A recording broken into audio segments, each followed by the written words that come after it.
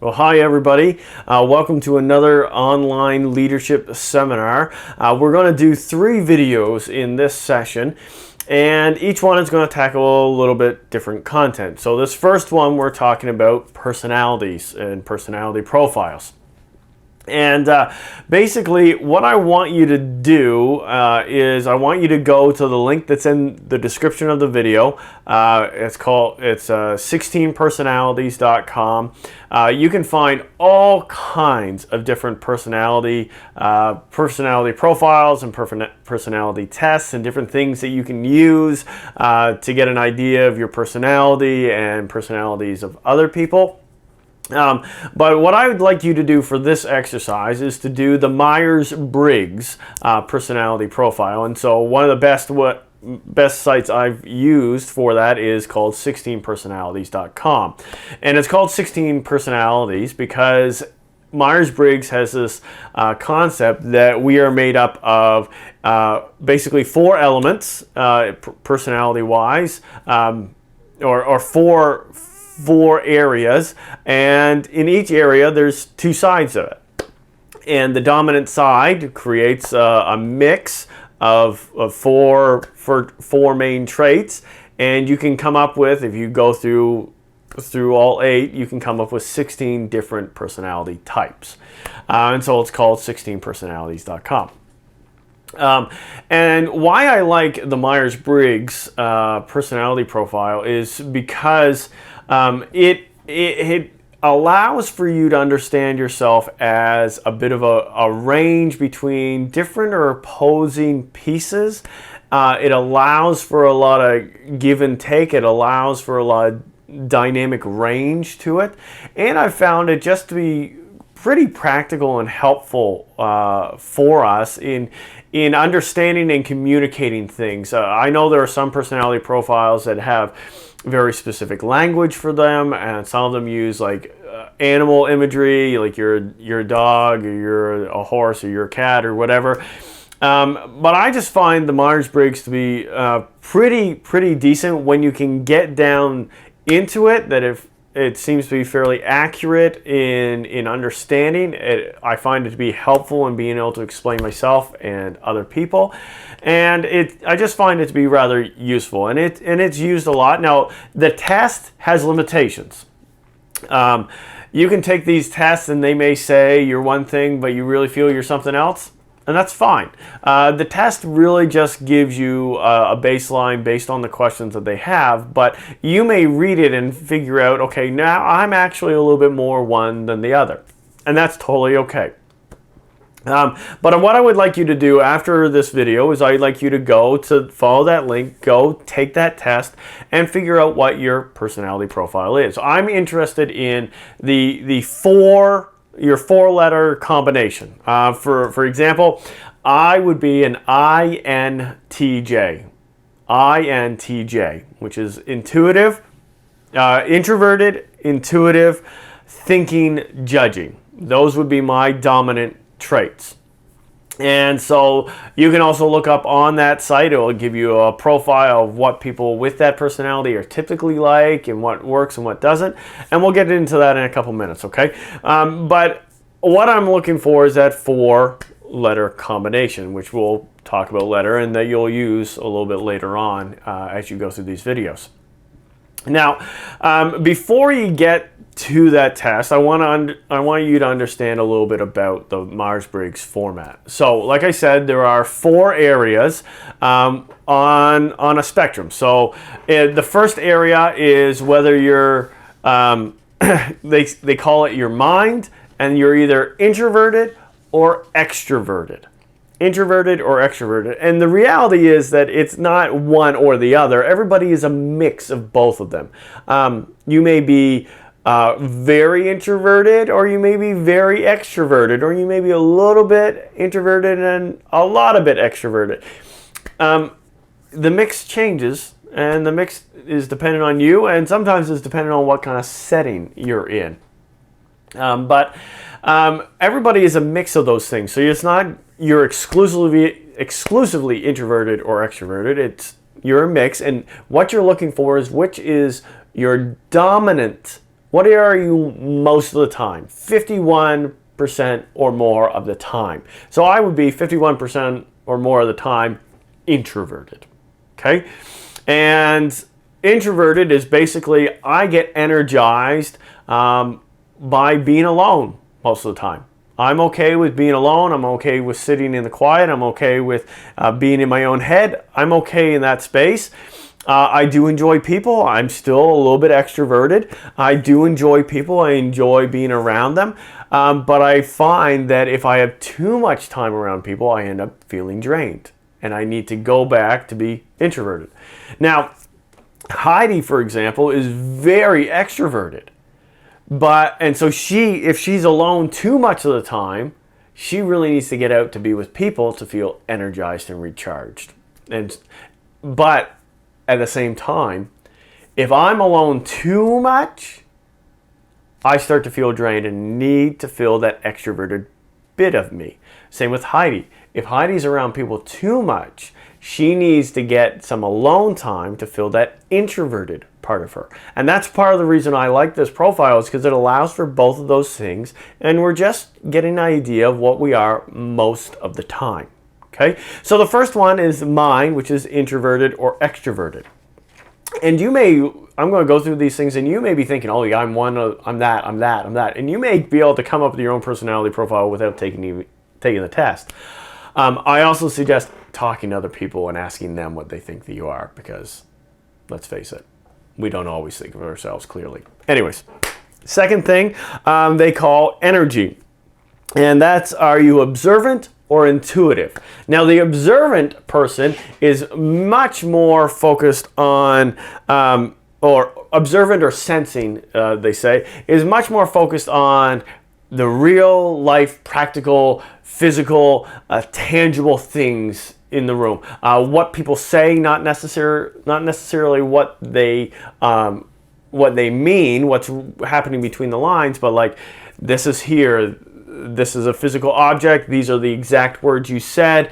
I am all about just exactly what really happened. Whereas the intuitive person is looking at situations and reading between the lines and figuring out that something was off about that conversation, or they said that but they really meant this, and they're able to look at the situation and pick up on things that aren't necessarily obvious, but they also often can't remember exactly what's said in a conversation, or the details of a picture or a phone call or a room or a situation, because they're picking up on what's going on behind the scenes and between the lines, whereas the observant person or the sensing person is much more about remembering the exact details. Okay?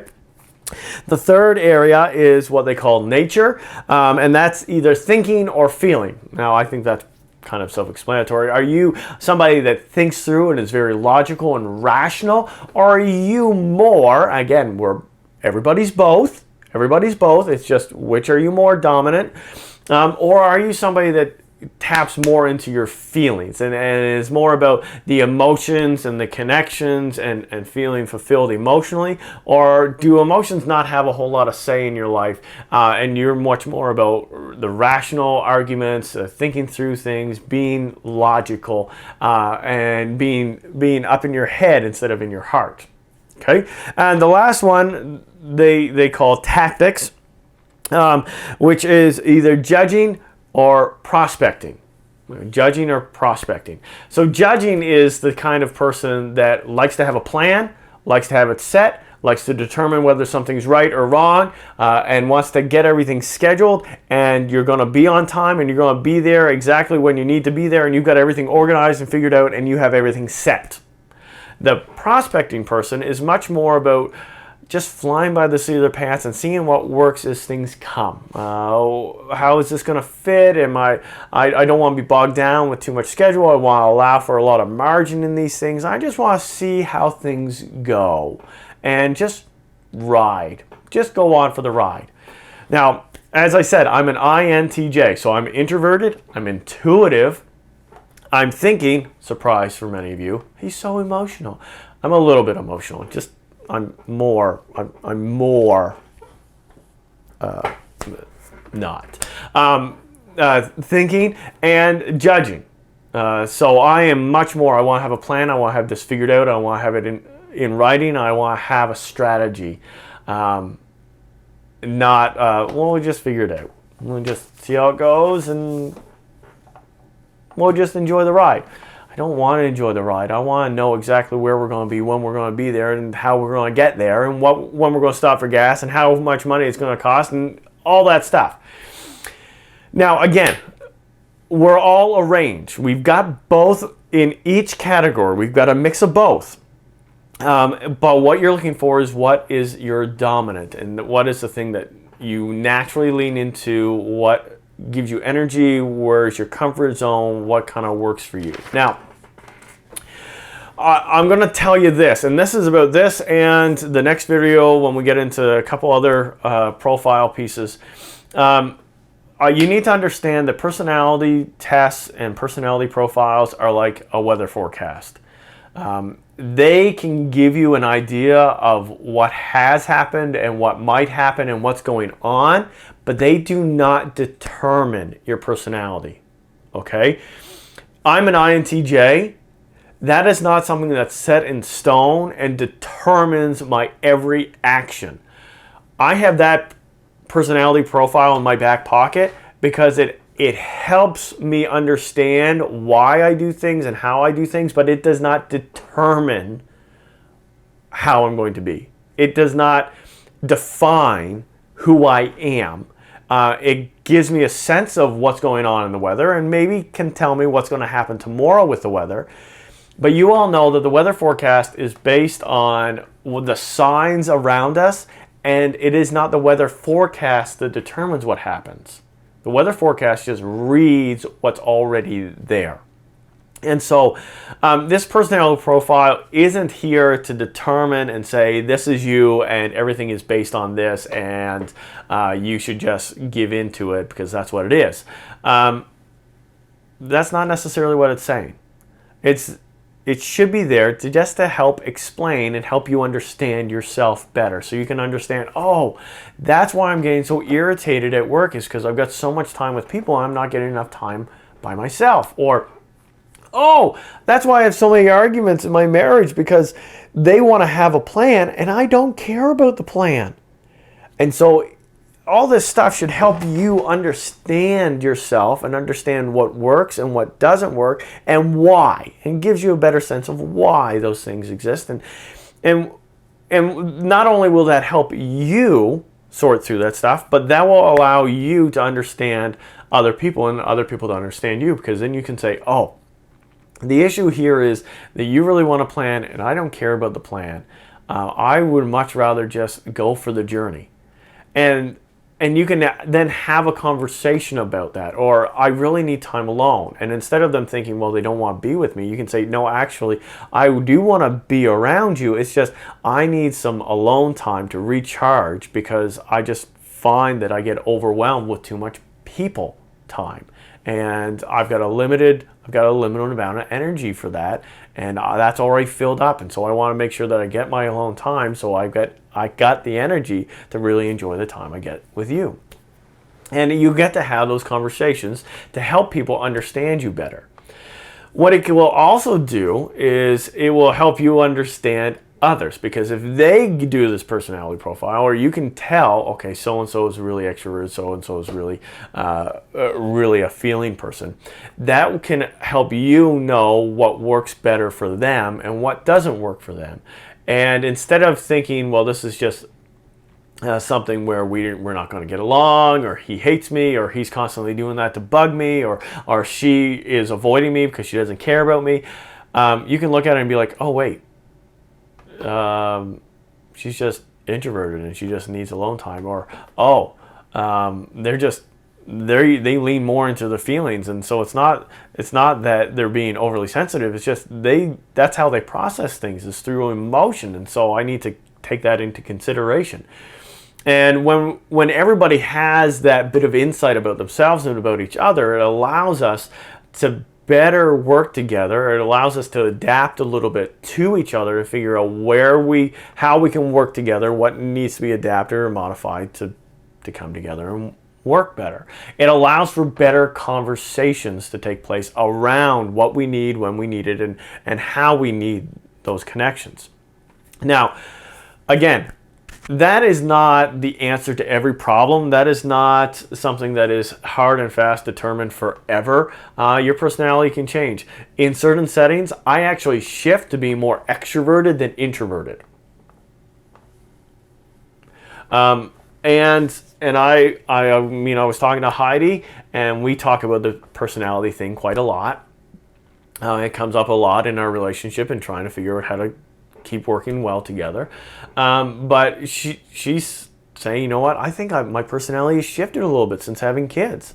And that's entirely possible. And so you got to understand that the personality profile thing is a tool to be used, but it is not something that determines you, or that is hard and fast, or that never changes. It should just be a tool that helps you and those around you understand each other a little bit better.